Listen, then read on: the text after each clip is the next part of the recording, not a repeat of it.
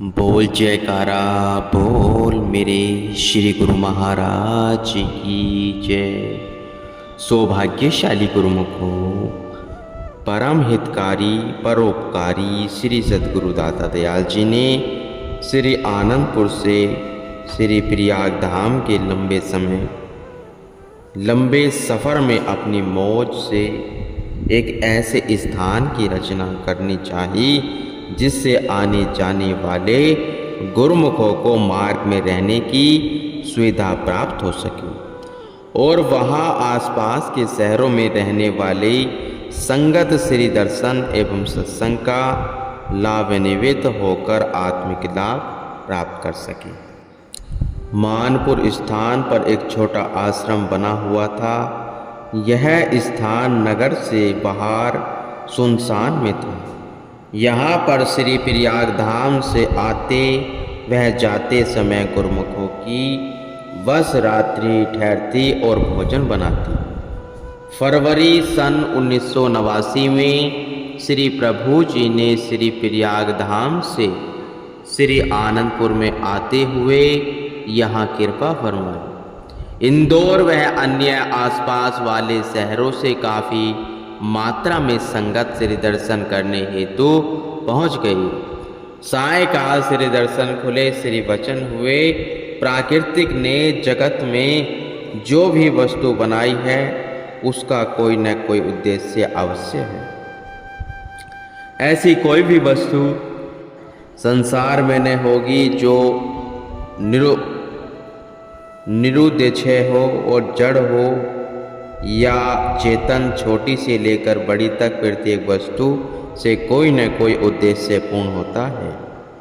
इसी प्रकार आत्मा को जो मनुष्य जीवन मिला है उसका भी एक विशेष उद्देश्य है। मालिक ने जिस लिए यह मनुष्य तन प्रदान किया है इसे बहुत कम लोग जानते हैं। मनुष्य जीवन को सब योनियों में श्रेष्ठ और उत्तम कहा गया है, तो इस जीवन का उद्देश्य भी श्रेष्ठ और उत्तम होना चाहिए।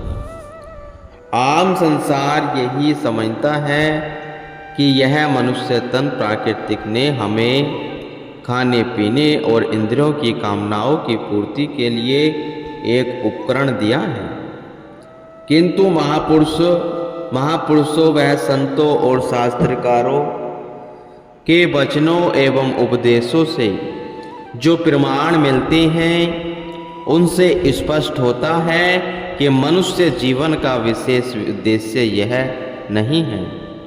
संसारी लोग मनुष्य जीवन के उद्देश्य और इसके मूल्य से अचेत रहते हैं। माया के धोखे में फंसकर वे वास्तविकता को भूल जाते हैं। आम जीवों के प्रमाद की निंदा से जगाने और जीवन के वास्तविक मूल्य को जतलाकर मनुष्य को उसके वास्तविक काम में लगाने के लिए महापुरुष संसार में आते हैं।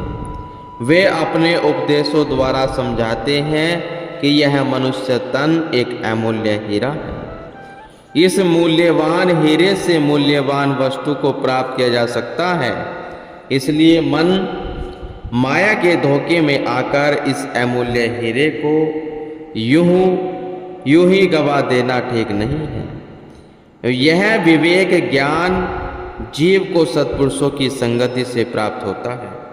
कहा भी है, साध संग में चांदना सकल अंधेरी और सहजो दुर्लभ पाइये सत्संगत में ठोर। संसार में हर तरफ अज्ञानता का अंधेरा छाया हुआ है। संत सहजो बाई जी फरमाती है कि सत्संग में बास मिलना भी कठिन बात है। बड़े भाग्यों से ही मनुष्य को सत्पुरुषों की सत्संगति में ठोर मिलती है। फकीरों ने कहा है, दर जवानी तोबा करदन सेवाए पैगाम्बरे इस्त वक्ते पीरी गुरगे जालम मेष वद परहेज के गहर। जवानी में भक्ति करने से पैगाम्बरों वाला पद प्राप्त होता है। जिसने जवानी में अपनी सुरती को परमात्मा के साथ जोड़ दिया वह संसार में पैगाम्बरों के समान मान सम्मान का अधिकारी होता है। वृद्धा अवस्था में उठना बैठना भी मुश्किल होता है। उस समय यदि पापों से मुख मोड़ा तो उससे क्या लाभ। संत फरमाते हैं, इसी वर्तमान जीवन के वर्तमान समय में ही कार्य करना है। यह समय जो अब हाथ में है, उसी में से घड़ी दो घड़ी भजन भक्ति के लिए निकाल कर अपना जीवन संवार लो। कल किसी ने नहीं देखा है, जो कुछ करना है अभी इस समय कर लो। संसार के जिन पदार्थों के पीछे पड़े हो, वे कितने भी एकत्र कर लो, अंत समय सब यही छोड़ जाएंगे। परलोक में केवल नाम और भक्ति की कमाई ही साथ जाएगी। गुरुमुख जन सत्संग के प्रताप से अपने जीवन के उद्देश्य को भली भांति समझ लेते हैं और इसे मूल्यवान जीवन से परम लाभ प्राप्त करके संसार से प्रसन्नता पूर्वक जाते हैं। यही सच्चा लाभ है। सब संगत श्री दर्शन एवं पावन वचनों की अमोलकता को पाकर अपने धन्य भाग्य मनाने लगी। श्री दर्शनों के तुरंत पश्चात अचानक ही बहुत तेज बरसात आ गई। स्थान बहुत छोटा था। सर्दी का मौसम होने के कारण अंधेरा भी होने लगा था। संगत जिन बसों में आई थी वे वापस जा चुकी थी। ठंड भी बढ़ती जा रही थी। संगत को दुविधा में पड़ा देखकर करुणा में श्री प्रभु जी द्रवित हो उठे और उसी समय श्री प्रभु जी की प्रबल मौज उठी कि इंदौर शहर में अपना एक बड़ा आश्रम होना चाहिए ताकि संगत को पूर्ण सुविधा मिल सके, उनके रहने का उचित प्रबंध हो सके।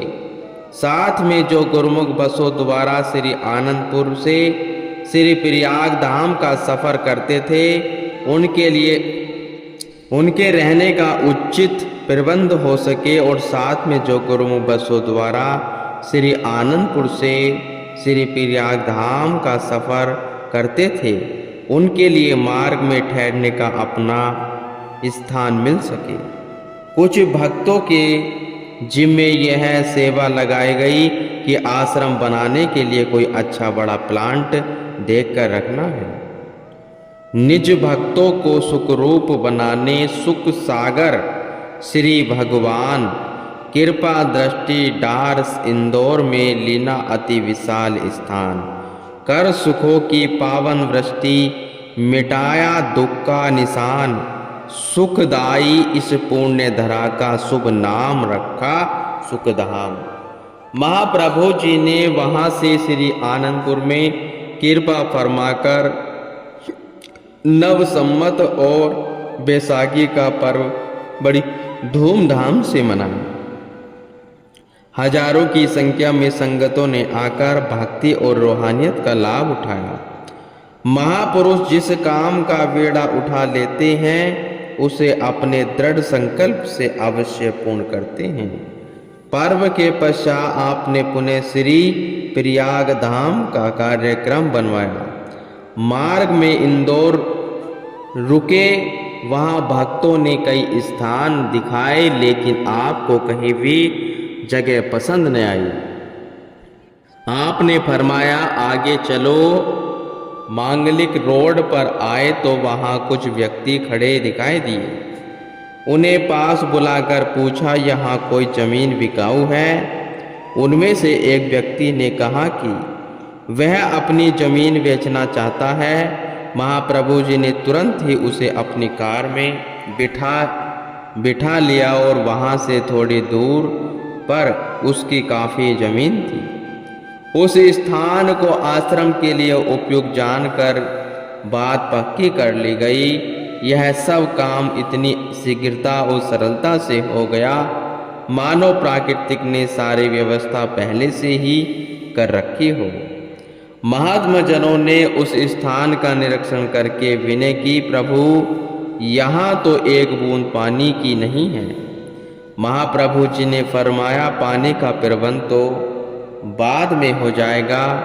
मई मास सन 1989 में इस जमीन को खरीदकर महात्मा आत्मा योगानंद जी ने इसकी रजिस्ट्री करवा दी। बस फिर क्या था, महाप्रभु जी ने सेवकों के लिए सेवा के अखोट भंडार खोल दिए। सेवा ही सेवकों का कल्याण का साधन है, अतः सेवकों के तो भाग्य जाग गए। आश्रम की रूपरेखा तैयार करवाकर श्री प्रभु जी ने महात्मा ज्ञान विचारानंद जी को शीघ्र अतिशीघ्र इस आश्रम का निर्माण कार्य आरंभ करने का आदेश दिया। स्वयं भी वहाँ 15 दिन तक ठहर कर सेवा करवाते, जबकि वहाँ रहने के लिए कोई स्थान नहीं बना हुआ था। आरंभ के दिनों में एक बस की सीटें हटाकर उसे कमरे का रूप दे दिया गया। इसमें त्रिलोकीनाथ भगवान विराजमान होते हैं। सेवकों के रहने के लिए टेंटों का प्रबंध किया गया। सत्य तो यह है कि महापुरुषों पर अपने सेवकों से अतुलनीय प्रेम होता है। वे सदैव अपने सुकोमल तन की परवाह किए बिना अनवरत परमार्थ में संलग्न रहते हैं।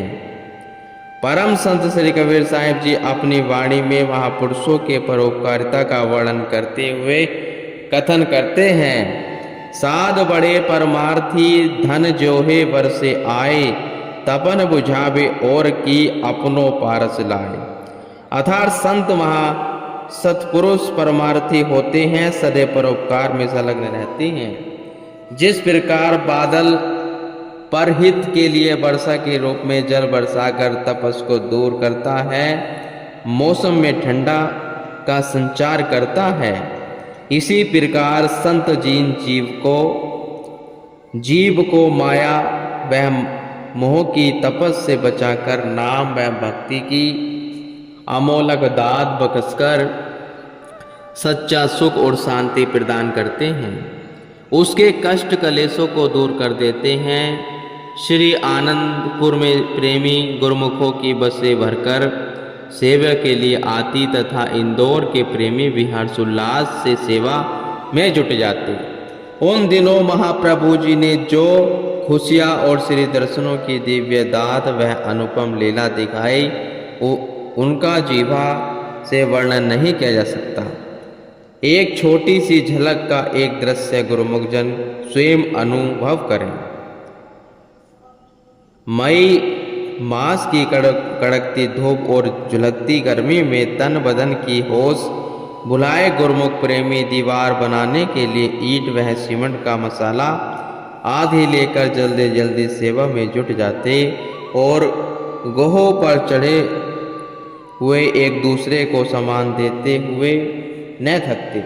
किसी के मुंह पर थकावट का चिन्ह दिखाई न देता। महाप्रभु जी वहां पर आकर श्री दर्शन देते और फरमाते, गुरुमुखो आप सब इतने प्रसन्न क्यों दिखाई दे रहे हो? थोड़ी देर छाया में चलो ताकि गर्मी से राहत मिल जाए। भक्त जन विनय करते, प्रभु आपके श्री दर्शन से ही हमारे जीवन में एक नई स्फूर्ति भर जाती है। ऐसा लगता है मानो चाहू और ठंडी हवाएं चल रही हैं। सेवा करते हुए न प्यास लगती है और न गर्मी लगती है।